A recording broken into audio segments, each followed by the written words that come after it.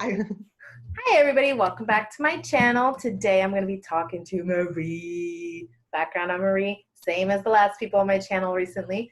We all grew up together, so let's see what Marie wants to talk about, because remember, we're going to keep it respectful.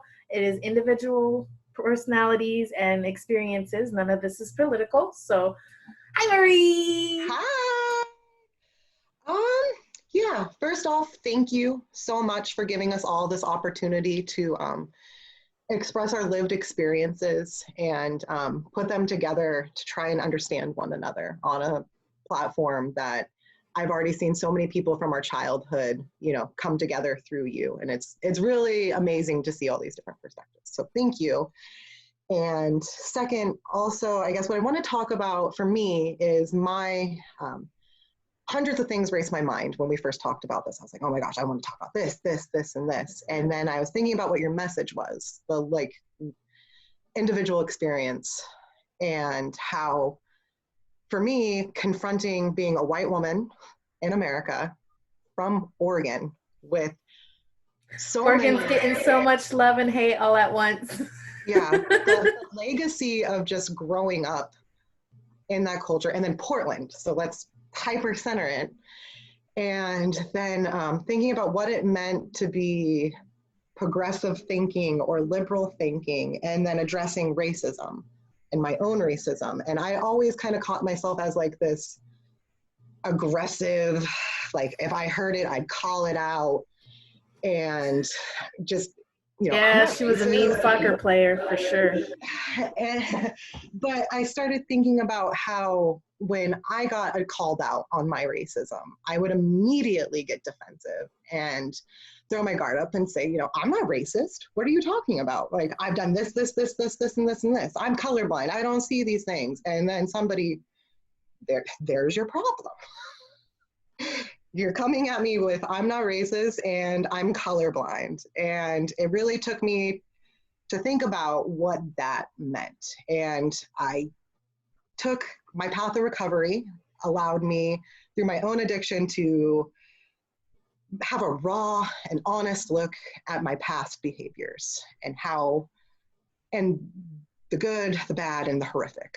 And I applied that to my biases and how my actions of just like that I have put so much shame around them that I've completely disregarded them in my adult life, that like I never took part in these actions, I never said these things, and I've completely ignored them. But through analyzing my past behavior, I was able to see, no, they might be micro biases that you are completely unaware of, but they're there and they have a festering effect that spreads beyond your one interaction or your one experience. And if they're unaddressed, how can I run around saying that I'm not racist when I'm refusing to acknowledge my own biases? And I feel like a computer is not going to give you, we have these little websites that are like, oh, let's take our implicit bias test. And I passed that one. And it's like,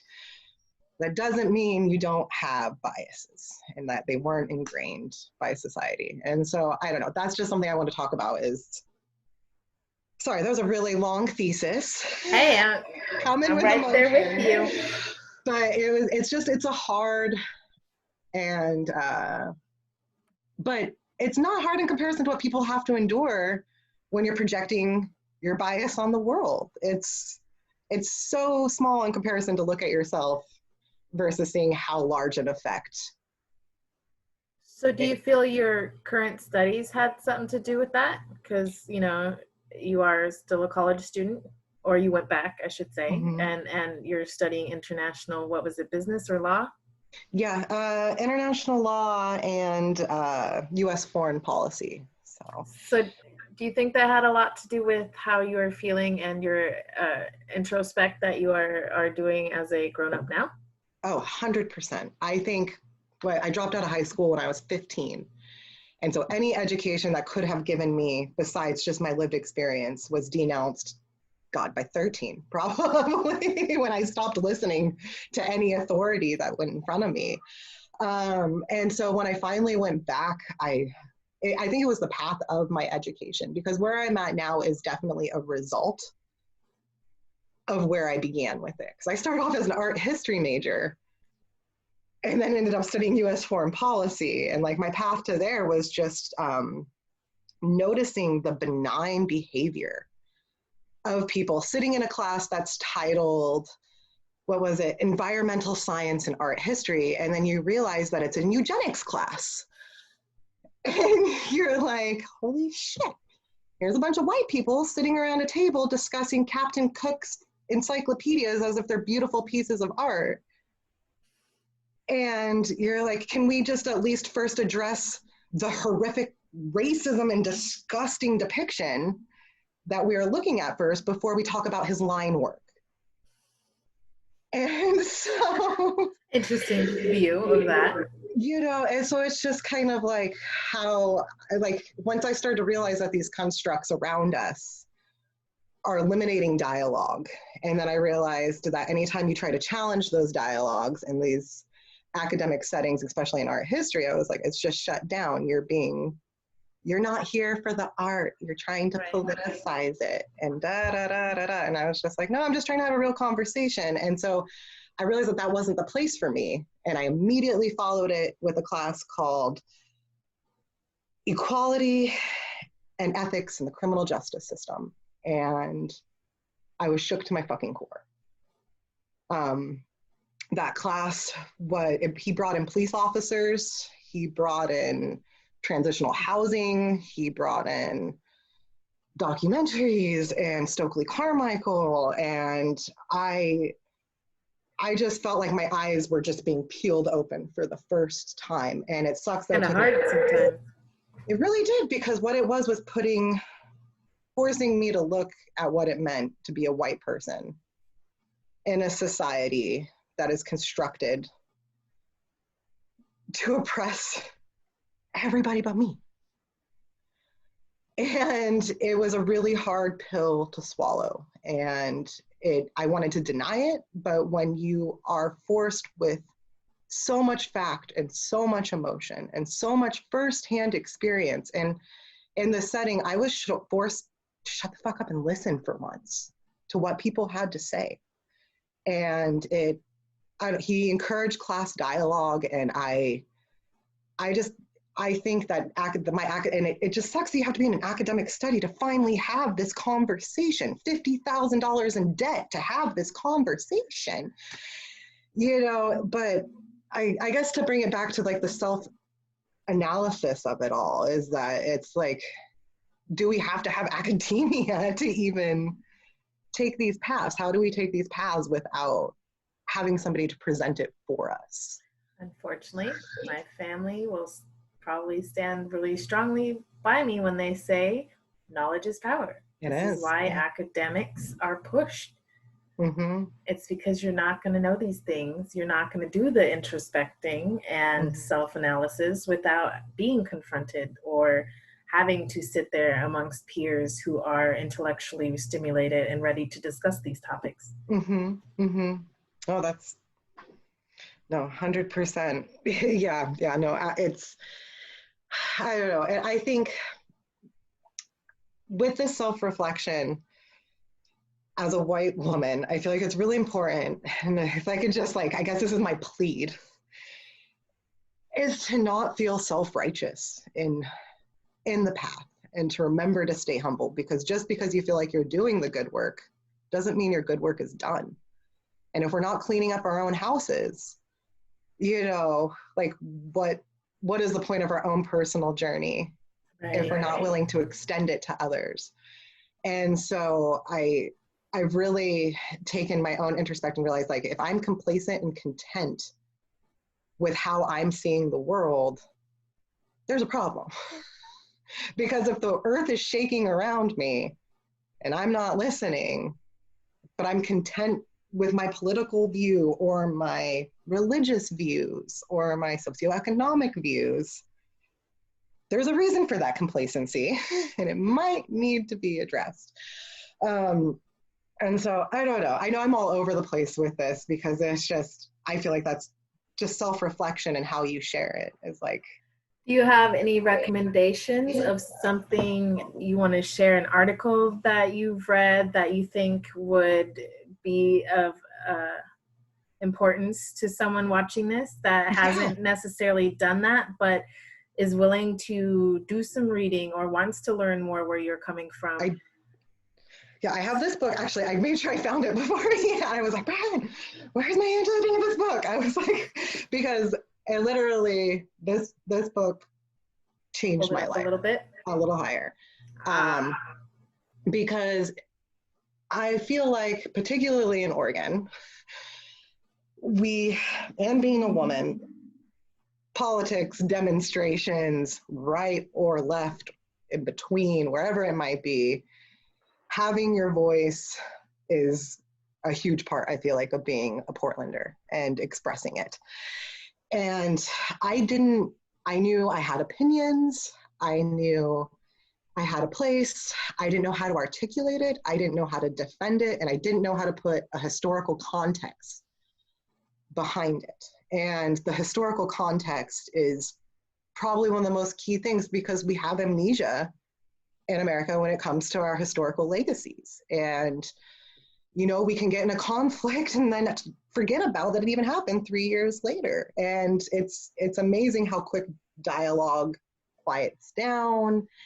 And I think, I mean, just listening to Angela Davis on any subject can really be a grounding uh, situation, whether you want to talk about economics, race, or femininity. But the fact that she applies it all into this one book really just solidifies it. But one of the things that I've noticed is like I have this arsenal since I've had my academic journey of things that I've picked to help me. And one of the questions I wanted to raise is when you're dealing with racism and biases in another person, and there's a refusal to information, there's a refusal to acceptance to any knowledge, and there's a refusal to change where they're getting their information from, how do I present what I have?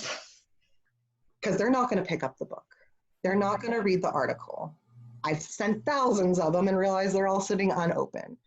You know, how do I take this and present this to somebody when I'm trying to change their, gosh, I don't even know if it's just their opposition or moral thinking or just trying to shake. well, I have a question. Yeah. So, I hear echo. Hopefully, I'm not echoing too bad. So, something I have kind of thought of the other day was when we are having these difficult conversations and we go and we try to talk to family members and friends, we should really start thinking about what is our purpose in this conversation. Mm-hmm. Is the purpose to convince somebody and convert them to your belief? Mm-hmm. Is it to share your opinion, perspective, and your journey and what you've learned? Mm-hmm. Or is it to kind of find common ground and to see and listen and hear and see their point of view too? These are Mm-hmm. all such complex problems. Mm-hmm. And I find it that sometimes we go into these conversations thinking that, well, today they're wrong, I'm right. How important is it for an individual having these to be right? Mm-hmm. When are we able to back up and be like, okay, it's not about right or wrong. This is what I've experienced. I just wanted to share that. I've Mm-hmm. heard this is how you feel, and maybe this is through your experiences. And when you're ready to talk about your experiences, we can do that. Mm-hmm. But I often find myself, even I get triggered and I shut down and I'm like, okay, well, I can't hear anything else from this. But I realize the more open I am to hearing more than one side, the easier it is to have these conversations and to Mm-hmm. remember that no one's set in stone. Just because Yeah. they don't agree with you at that moment or they don't agree with you does not mean that they love you any less or they don't like you or Mm-hmm. that you're somehow in the wrong. Mm-hmm. Because it's not a right or wrong type of situation in most sense. I mean, clearly, don't go out hurting anybody because they don't agree with you. That's wrong. Like, there is no Yeah. right and wrong on that. There's no Yeah. flexibility. But when it comes to family ties, friendships, and things like that, I feel like we need to really, especially in a time like this, bond more together and remember that even though you don't agree and you find their points of views wrong or they're not open to hearing you, doesn't mean that down the line they're not going to click on that link or click on that book and be like, hey, oh, huh, Marie sent me this a while ago. I totally forgot. Let me just, let me read that now. And I find it hard for myself. I mean, I'm learning this, and it really takes me stopping and being like, not today, but it's okay. Maybe tomorrow, and owning when I'm wrong and when I've shut down and was like, okay, well, guess what? I didn't read that paragraph or I didn't listen to that message because I wasn't ready to hear your side. I am so deep in my own pain or my own experience that I was just not ready. Doesn't mean I love that person any less or that I don't want some sort of relationship with that person later. Yeah. So I find it, especially during these times, to sometimes prep yourself. If you already know this is a person that gets you going, but you really, that's family or that's, a friend you've had for a very long time, go into it knowing that you're not going to change their mind. And that's okay. As long as, and I've heard this from another friend, as long as you're not hurting me and you're not dehumanizing me, I'm okay, fine. We can argue, we can fight, we can do whatever. But definitely, in my opinion, especially when it comes to sharing literature or articles and things like that, sometimes even if they don't open it or they didn't see it or they don't want to talk to you about it, you've done it. You can't beat a dead horse. Isn't that what they said? Like, stop being the dead horse. No, I'm not a fan of the horse races, okay? This has nothing to do with real horses. I'm just trying to do these analogies as I think they're right, and I'm usually wrong. So prepare yourself, folks. Sometimes I'll say an analogy and it won't even be correct. I'm okay with that. I've learned. I've grown. Okay. What was one I remember? Your butt's grass and I'm gonna mow it. I remember that one. That's a scary one. Sorry, actually. I've never heard that. See, because it's probably wrong. It's yours. But I'm gonna hold on to that one. That's perfect. No, I think I know you and I talked about it too, because I have had constant conflict with certain individuals in my family. And then talking to you about it and you're reminding me to breathe, because there are times where I just feel, and this sounds so petty in reality, I feel so unseen. And then I think about everybody that what I'm trying to explain to them of the people that are so unseen. But where it has become for me as of now is a respect thing for myself and drawing a line of respect. And I've taken the slow road with these particular individuals in my family since I think the first time I realized just open racism, and it broke my fucking heart. It was just like when somebody who had become a second father to me after my father had passed, and you just see their true colors and you're just like, shit, I can't allow you to be so broken. Like, you love them so much, you don't want them to be this broken individual anymore. You want to heal them and you want them to love the world. And, for me, religion isn't something I tie into, but for this individual, they claim a righteous path. And I kind of was just like, just dumbfounded in these justifications,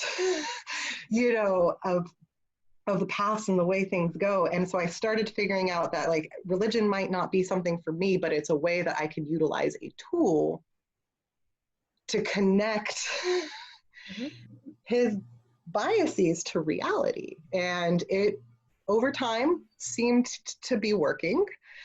And then political situations happen and tensions get heightened, and then people get comfortable in their rallies of their opinion. And comes back up and challenges again. And then I feel like I'm heartbroken all over again. And it's just like, how many times do you have to go through these processes? And then I realized for me, it was now that I have a child.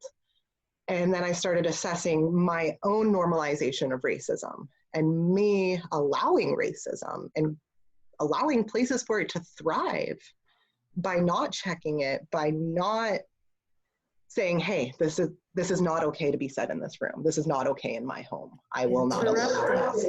Yeah, exactly. And it's those little things that really just, this will not be tolerated, period.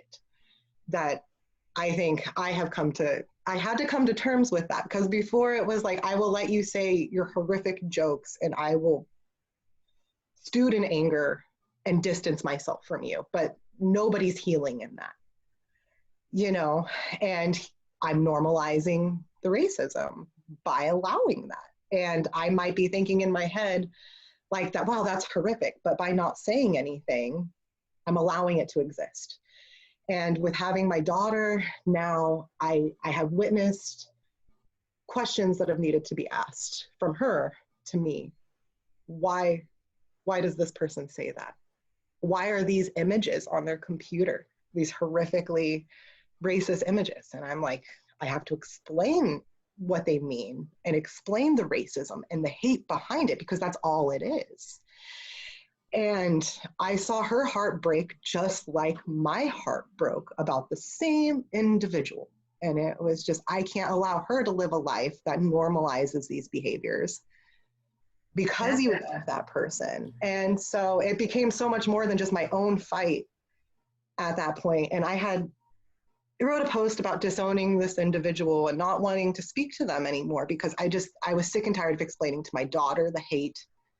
But then I realized, by me saying I can't normalize this racism by not addressing it, what am I doing?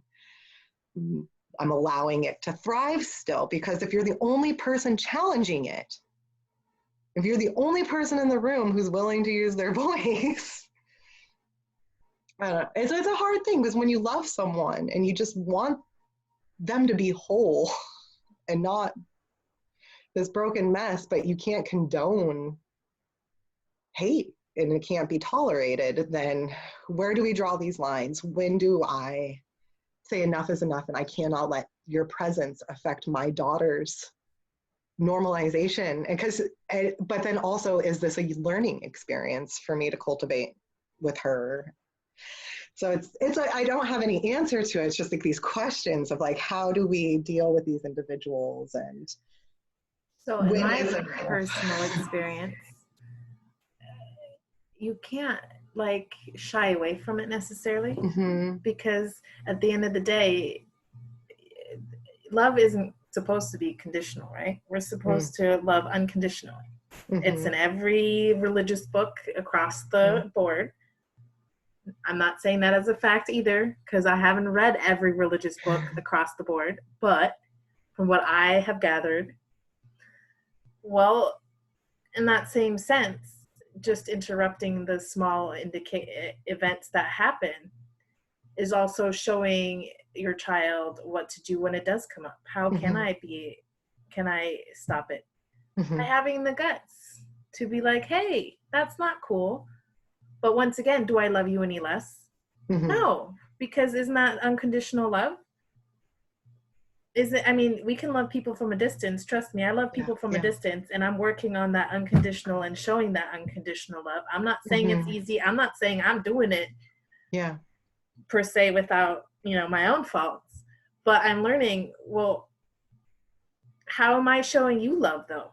I'm not then, right? Because I'm walking away and I'm offended, sure. But can I still show you love unconditionally and still tell you that in my presence, this is unacceptable? And, you can always try that or interrupt it every time it happens. Does that mean that person loves you any less? No. Yeah. And I'm learning also that it's not really, you're not out to save the world, because that's a heavy burden. This world needs a lot of saving. But you make the change with the people that love you, the people that want to make sure that you're okay. And sometimes they have weird ways of doing it. And you might not even see the results. Mm-hmm. And, and from personal experience, because I know your child, and your child is amazing and very bright,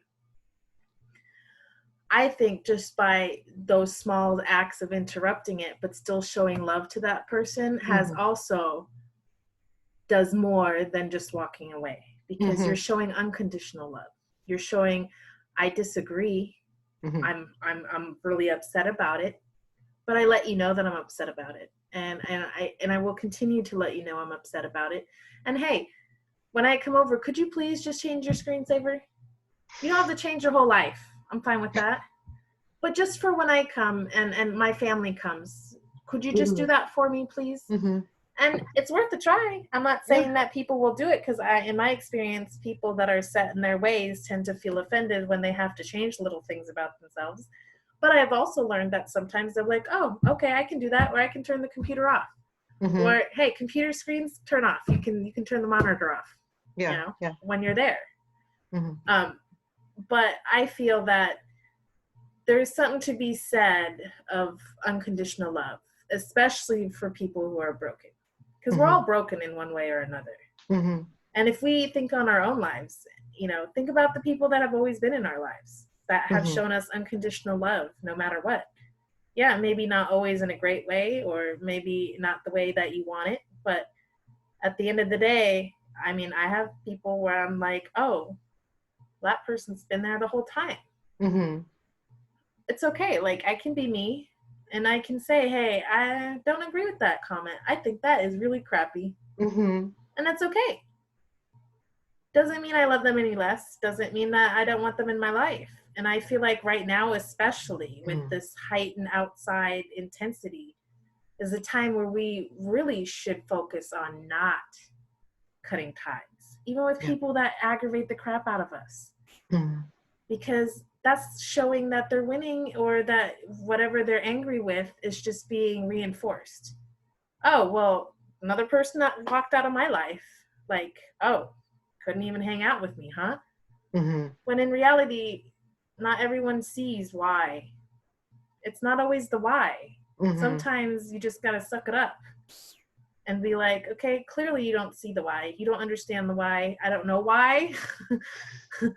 But we're going to try this again, and just out of respect for me, can you just, or you go and turn the screen off. It's easy. You turn the screen off, and then later on, you can either say it in front of the person and be like, look, my beautiful child, we don't agree with these views, and maybe we can ask him why he feels this way, but mom and dad or whomever, we don't see people that way. We love people no matter what.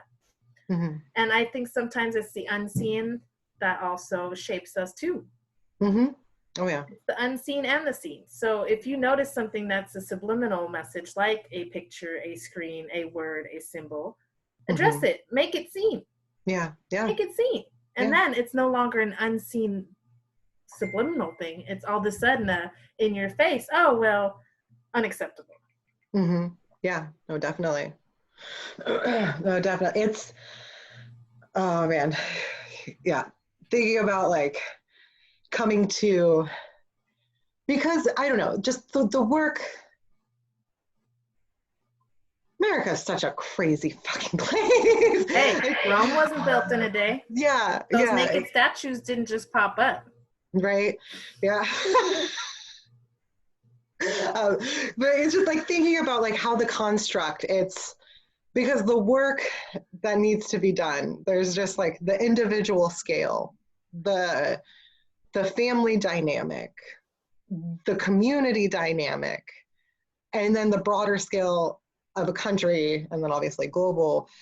But as a construct of America, in the United States, and how our construct of thinking has become so embedded from everything from childhood growing up, the deconstruction of this thought process, and just trying to apply it to myself, and then thinking of what triggered me, how coming from a household locally, like my mother and my father, I was taught that our home was always supposed to be welcome. And it was, except for them cats. Tell your mama that was one too many daggone cats. I agree. They started looking at us funny, like, what are you doing here? I'm visiting your owner. Oh, really? They're Yeah, one step away from eating her. Yeah, one step away from eating her alive, honestly. I now know what it means to be the cat lady. I'm just saying. Yeah. Love you, Marie's mom. Not even going to say your name. She's down to 2 now. Only took 35 years, huh? Yeah. But with like growing up with that, it almost became problematic in a sense because I felt there wasn't work that needed to be done. Because I came from a welcoming home, that I saw children of, I just feel like that was like one of the few spots in Portland where I could see in my backyard a group of people that my mom had got together that came from all different walks of life. But think about it. That's why now is the uproar that we're having, because we were loved and we did get to play with people from all over. And so now we are the adults saying, hey, but you told us that we were supposed to be nice to everybody. Then what is going on? Exactly. And if you look at our children, well, not ours because they're still young, but the generation between us, the teenagers now, they were raised the same way. Look at them. They're like, hey, no, you're screwing up my planet, my world. No, this is not what I'm going for. So in a way, even though our parents have their faults and it was shoved under the rug, by allowing us to be, as adults, we're like, okay, now I got the guts to be like, hey, no, just because I felt it as a kid doesn't mean my kids have to feel it. And this is where being a parent, and yours is young, I have an older one too, so I've learned with my older one that we have a lot of weight as adults and as parents. And you had just mentioned that it's from little on. Go to those meetings. Go to your site council meetings. Go to your, be in your kids' classroom. See the environment. Be that face that's a safe space for everybody. And you'd be surprised how one person having the guts to be like, hey, we got to change some stuff. How can we work together? Can I share some stuff with you that we need to change, or some things you're doing great? I think it's wonderful we have this new program. I'm really loving this, you know? Like we have a Soul Shop program, which I think is great for elementary school. And it is opening and, you know, welcoming and inclusive, and everybody gets to share a story on their grade level and things like that. So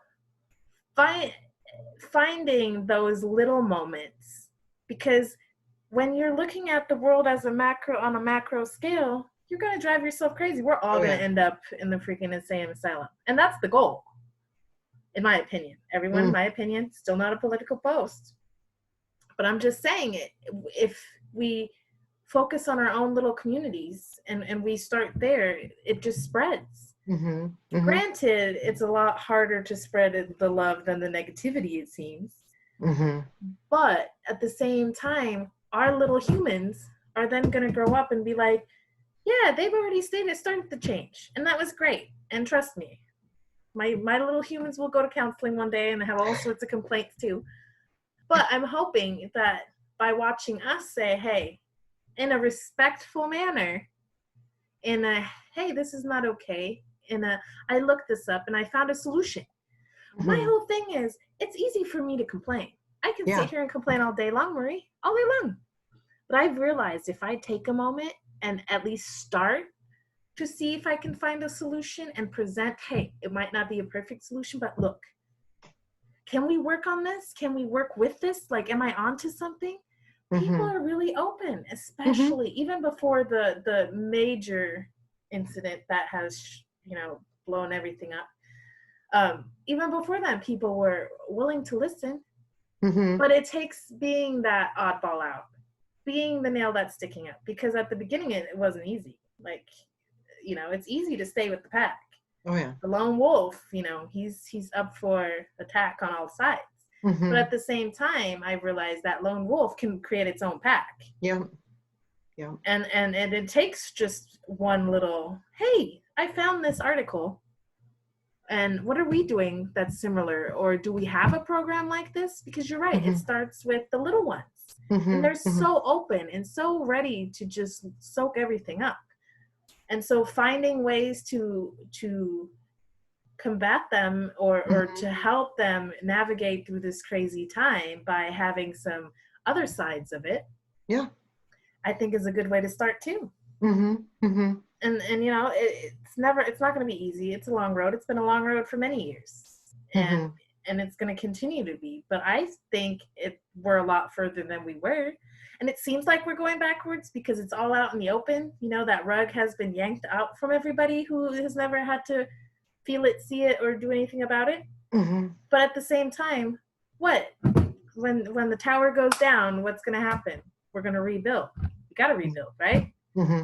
I mean, every war that's ever happened, after the war was done, what happens? The city had to rebuild. It's a terrible analogy. I apologize to any vets that feel offended to that. I'm not, you know, minimizing the experience or any of that. I'm just saying as a picture, when you look at it as a whole in that sense, it seems really on edge, insensitive right now, and just heightened. But what happens after the storm? We got to rebuild. So right now we're in everything's been torn down and people are feeling raw, people are feeling hurt from all sides. So now let's rebuild. Let's find that common ground again. Why were we friends? Well, because clearly you have something I was missing. I got something you're missing. So let's learn. What was it? Or what did we do that was so much fun? We were just being ourselves. We were breathing. We were listening to The Lion King. I still have that CD. Jonathan Taylor Thomas, I'm sorry, dude. You should have grown a little bit. He united us. But now you're all old and grown up like the rest of us. I'm not feeling that. He united us in our Teen Bop crushes. What is it? Andrew Keegan? Was that his name? Oh, yeah. Yeah. Yeah. See, I'm pretty sure he runs a cult now. So we love the surfer look and everything, but you're old too now. I'm old. It's true. It's true. But we could really bond over these teeny bopper magazines. And yes, if my child ever watches this video, they will say, "How dare you say teeny bopper? Nobody ever says that." They're going to say you're old. I already know. They tell me that all the time. I'm going to be proud of it now. Yep, 35 and I know it all, folks. Know it all. It only took me 35 nothing years. At all. What is that? Jack of all trades, master of none. Yep, I feel I got it right. Yes. Perfect analogy. Getting somewhere. Oh, man. No, it definitely is. I think just even with the concepts beyond what are being addressed today, which I'm so grateful that I get to live and see it, though, because as much as it hurts to have these conversations with people, it hurts to see people for who they really are sometimes, because you don't know what you're dealing with sometimes until we finally just expose ourselves out there. And once you realize these paths, I feel like then I don't know, I do see that we are having conversations that I feel like I've been screaming at the top of my lungs, and people that I never thought would be instituting these conversations are. And I think that that's something that's kind of just like at least been a breath of fresh air in the midst of all of this. It's not completely cyclical. We're going down. That you kind of have to go back before you can go forward a little bit. And I'm not saying this about the movement, and I do not want to belittle anybody's efforts and anybody's struggles or suffering and effort, just any of it. But I do see progress, and I'm so grateful to see it in my life, because there have been times where I felt like trying to get people to just come to Don't Shoot Portland rallies with me, and they're just like, no, I'm not. Like, I just come with me and listen to what people have to say. Listen to speakers. You don't have to like it. You don't have to stay, but just listen to what people are saying, and people just refusing to even show up. And the same people that I asked to show up with me are there now. And so I'm just trying to tell myself that, like, maybe those struggles where I've lost hope in an individual, they didn't hear it from me. What I said didn't work, but something clicked down the line. Yeah. Somebody said something to me. Yeah. Somebody said something that worked. Yeah. So I don't know. That's just Q&A. Who's Marie? Yay! A lot going on in there. I don't know. And to the friends of ours from our past that are watching this, and if I said anything, this is the part for me where it hurts, and I'm going to expose myself and put it out there. I said something that offended you. Fucking tell me, please. Please have that conversation with me. Like, I am thirsty. Not on my channel. Privately have this conversation with her. Do not call her out in my comments, please, because that's not the way to go about it. No, get my DM. DM me. I will give you my phone number. I will give you my address. I will meet you in a park. I would love to talk to you face to face about these things, because I find, for me, conversations face to face are a lot more changing, and I'm more willing to take in what somebody is saying when I actually am able to humanize the person I am talking to. You aren't just a voice coming from my phone. You aren't a meme being directed at me. You are a person with opinions and feelings, and they deserve to be addressed. But also, I am a person with opinions and feelings and passion. Yeah, that need to be addressed. And I think that when things are said that are offensive and that they trigger us, before just responding, and I feel like you grounded my ass the other day about this, is I was about ready to scorch earth my family and just be done. And just slowing down and breathing, like you told me, and realizing where people are coming from, and just having a real talk with somebody and being like, well, I love you, but you are driving me absolutely insane. And I don't know. I just want us to have these conversations. It's important. And for me and you to have these conversations, I feel like it can be easy for me and you, because you and I have been having them for a really long time, and it's more difficult with people who, don't hold the same views as you, or the same, but you and I also do. You have called me out on my shit, and I'm so grateful for it. I might not have acted immediately with gratitude, but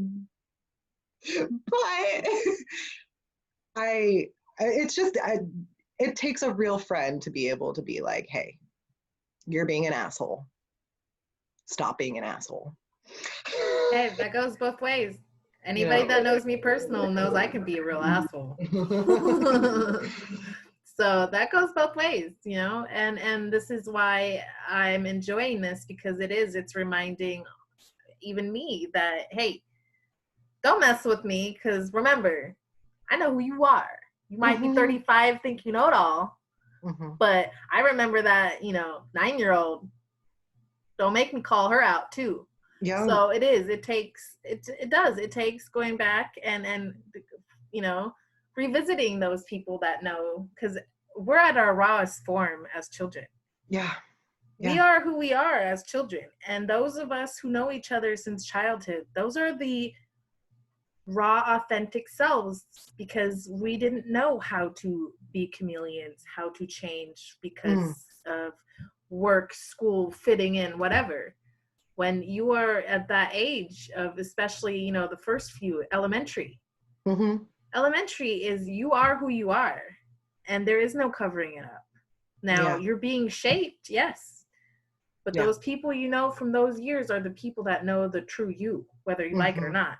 And I'm learning this, having these conversations with you guys. I'm like, really? No, don't say it. Don't say it. Or, I didn't even remember that. Mm-hmm. But it's bringing you back to that inner child of yours, back to that raw you. And then you can kind of, at least in my experience right now, and I'm like, huh, okay, well, now I can look at this current situation differently. If this is how it was perceived back then, and I'm Yeah. still doing this right now Mm-hmm. as an adult, but it's not being viewed the same, then, oh, huh, that's interesting. I'm learning more about myself as I'm having these conversations Mm-hmm. with you guys. And it's not a one way. I'm gaining a lot of self knowledge and realizations, and even seeing what wonderful people you guys turned out to be, right? So Mm-hmm. it's like, Mm-hmm. it's kind of a healing path, at least for me. This channel Yeah. is, I'm going to be honest, I'm being selfish, okay? Selfish. This is so I can heal. This is for me, Yasmin. And if it helps you guys too, then Hey, I'll take those cookies. but yes, so definitely I am so grateful that you are doing this with me, so thank you. Oh, definitely. And Definitely. then, we can always do another one if you have other things that are coming up. And I would like Mm-hmm. those of you who are watching this video to comment, or even, like she said, you can privately DM, let me know, and I will facilitate that if you want to talk to Marie. But what else should we talk about? Like, what are some of the things that people want to hear about, or they feel like they're the only ones going through these things? If you don't feel comfortable being on the channel, that's fine too. If send me a message, say, hey, could you talk about this topic? What is your thoughts on that? And I'll be more than happy to make a video about it. I'll be Mm-hmm. more than happy to pull one of my buddies out, or a neighbor, or whomever wants to talk about that topic, and we can have that conversation. I Mm-hmm. definitely don't want anybody to feel like they're alone or isolated, because I promise you, you're not. Yeah. We can disagree on views, but I bet you there's people out there that think just like you, or that Yeah. have that particular feeling too, or feel that Mm-hmm. they're alone in this. So I just want to remind everybody, you're not alone. We are Yeah. literally all in this. I know this is such a cheesy phrase, and if I hear it on the news one more time, we're in this together. But you're not alone. Mm-hmm. Let's be It's honest, true. we're not alone. And when we stop feeling like we're alone is when we're really gonna do the most growth. Yeah. Because that's when we're gonna start feeling the most comfortable to come out with these. And Yeah. we tell our children, there's no dumb. The only dumb question is the one you didn't ask. Yeah. So I'll say it again. I'm open to questions as long as they are presented in a respectful manner, and you're not, coming out of malicious intent or Exactly. political rhetoric, or whatever you want to call it. Ask it. If you Mm-hmm. are coming as a person who genuinely just doesn't get it, or just wants to ask why, I don't know, maybe you want to ask Marie why she felt a certain way about something, or one of my Mm-hmm. other guests. Ask, as long as you're respectful. We are willing to have these conversations. They are so important for this growth. Mm-hmm. And another thing I just want to point out one more time is, now is the time to not ditch people. Now is the time to really show unconditional love, no matter how hard it is. And it's not going to be easy. It's not easy for anybody. And if they say it's easy, then it's not unconditional, and they're full of it. Mm-hmm. Because that just means they have conditions they're just not telling you. Yeah. Yeah. No, Because it's it's true. not easy. But yay! Thank you, Marie, for being on my show. Oh, definitely. Definitely. I just wanted to say one quick little blurb too about, there's a feeling with self-reflection, and this goes with any path, I guess, that you're taking when you're going with self-growth, whether it's like recovery or whatever it might be, whether it's addressing your biases, is you get this feeling when you look back and you realized you might have done something super shitty.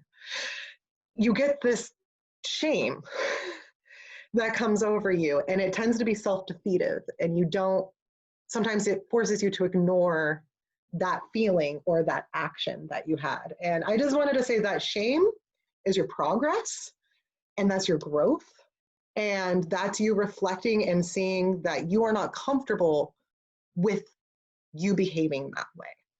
And it's not something to be taken as something